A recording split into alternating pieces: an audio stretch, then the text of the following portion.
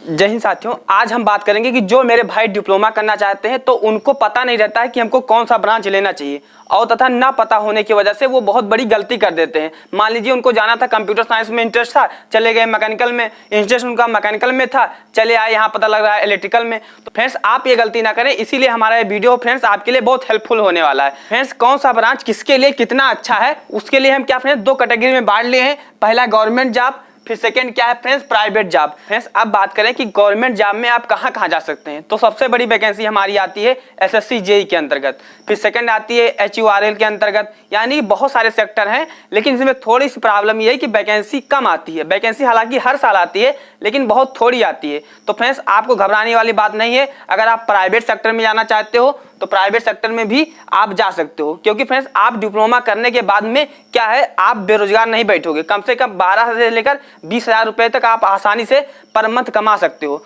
Friends अब बात करते हैं कि आपको कौन कौन सा ब्रांच चूज करना चाहिए, क्योंकि जब आप पॉलिटेक्निक कर रहे हैं तो आप कौन सा ब्रांच चूज करें जिससे आपको कोई समस्या ना हो। फ्रेंड्स अगर आप गवर्नमेंट जॉब लेना चाहते हैं तो आपके लिए ये ब्रांच रहेगा, इसको अभी एक्सप्लेन में बताएंगे। फ्रेंड्स अगर आप प्राइवेट में जाना चाहते हैं तो आपके लिए ये कुछ ब्रांच क्या है बहुत हेल्पफुल रहेंगे। प्राइवेट जॉब में अंतर क्या होता है, तो फ्रेंड्स पहले बात करें सैलरी के बारे में। तो गवर्नमेंट जॉब में क्या होता है फ्रेंड्स, आपकी सैलरी बहुत अधिक रहती है कंपेयर टू प्राइवेट जॉब की अपेक्षा। इसमें लगभग में आपकी 50,000। वही चीज फ्रेंड्स जब आप क्या प्राइवेट सेक्टर में लगोगे तो आपकी सैलरी 10 से लेकर 14,000 तक रहेगी, यानी कि इसमें तो सैलरी कम रहती है। लेकिन फ्रेंड्स प्राइवेट सेक्टर में क्या फ्रेंड्स आप बहुत कुछ कर सकते हो। ऐसा नहीं कि इसमें सैलरी कम है तो आप इसमें कुछ नहीं कर सकते हो। अगर आप स्टार्टिंग में 12,000 पर लगते हो या 11,000 पर या 10,000 पर लगते हो, तो जैसे जैसे आपके अंदर क्या एक्सपीरियंस होता जाएगा, जैसे आप क्या सुपरवाइजर से एचआर होते चले जाओगे, यानी आपके पास बहुत अपॉर्चुनिटी है। यानी आपके इसे भविष्य इसमें कहीं खत्म नहीं है, आप बहुत ऊपर जा सकते हो। क्या है बेसिक ब्रांच के बारे में समझ लेते हैं फ्रेंड्स।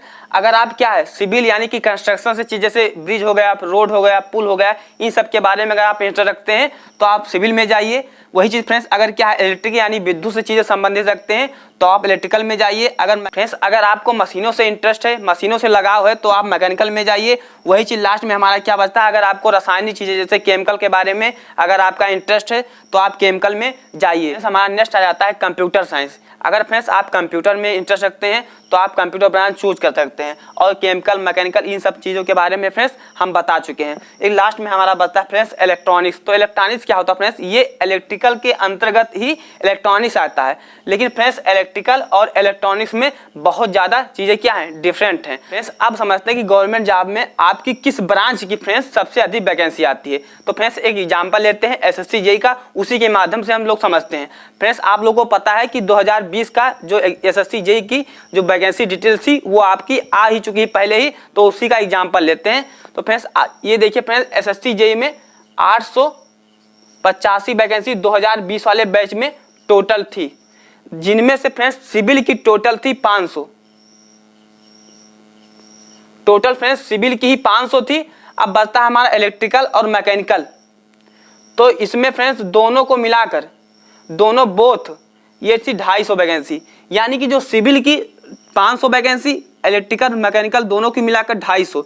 यानी कि फ्रेंड्स आप समझ सकते हैं कि सबसे अधिक वैकेंसी किस में आती है हमारी, तो आती है सिविल में आती है, और जो सबसे कम आती है वो इलेक्ट्रिकल में फिर और मैकेनिकल में आती है। अगर इन दोनों में कंपेयर किया जाए इलेक्ट्रिकल में और मैकेनिकल में, तो फ्रेंड्स सबसे अधिक किस में आती है, सिविल में, उसके बाद में इलेक्ट्रिकल में, सबसे कम मैकेनिकल में। यानी कि फ्रेंड्स सबसे कम आती है मैकेनिकल में। लेकिन फ्रेंड्स इसमें मैकेनिकल करने का आपका दूसरा एडवांटेज है कि मान लीजिए अगर आप गवर्नमेंट जॉब नहीं पा रहे हैं तो आप क्या है प्राइवेट सेक्टर में आसानी से जा सकते हैं। तो इसीलिए इसको क्या है फ्रेंड्स बच्चे अधिक रेफरेंस देते भी हैं। तो फ्रेंड्स अगर आप क्या है सिविल में जाना चाहते हो तो आप सिविल चूज कीजिएगा, अगर मैकेनिकल में जाना चाहते हो तो आप मैकेनिकल चूज कीजिएगा। लेकिन फ्रेंड्स सिविल में क्या चीज है, आपको प्राइवेट सेक्टर में बहुत कम जाने का मौका जो है बहुत कम मिलता है। फ्रेंड्स अब बात करते हैं लास्ट आपका क्या आता है फ्रेंड्स, केमिकल आता है। केमिकल जैसे फ्रेंड्स इसमें भी गवर्नमेंट जॉब यानी कि सरकारी जॉबें आती हैं, लेकिन बहुत कम आती हैं। ये रेलवे वगैरह में फ्रेंड्स आती है, कभी कभी आती है, ये नहीं फ्रेंड्स कि हमेशा आती है। तो ये आपके पास थोड़ा रिस्क हो सकता है, लेकिन इसमें एडवांटेज की बात ये है फ्रेंड्स कि आप प्राइवेट सेक्टर में भी क्या है फ्रेंड्स आसानी से जा सकते हो यहाँ पर। फ्रेंड्स आपको अभी भी अपना ट्रेड चूज करने में, यानी कि आप किस ब्रांच से हम लें अपना डिप्लोमा, अभी भी कोई संशय है, डाउट है फ्रेंड्स, तो आप कमेंट बॉक्स में कमेंट कीजिएगा, जिससे वहां पर आपको रिप्लाई जरूर मिलेगी। फ्रेंड्स अगर चैनल पर पहली बार आए तो चैनल को सब्सक्राइब कर लीजिए, क्योंकि जैसे हम नेक्स्ट दूसरा वीडियो यानी कि अगला वीडियो लाते हैं तो आपको वीडियो मिल सके। फ्रेंड्स मिलते हैं अगले वीडियो में, तब तक के लिए जय हिंद, वंदे मातरम।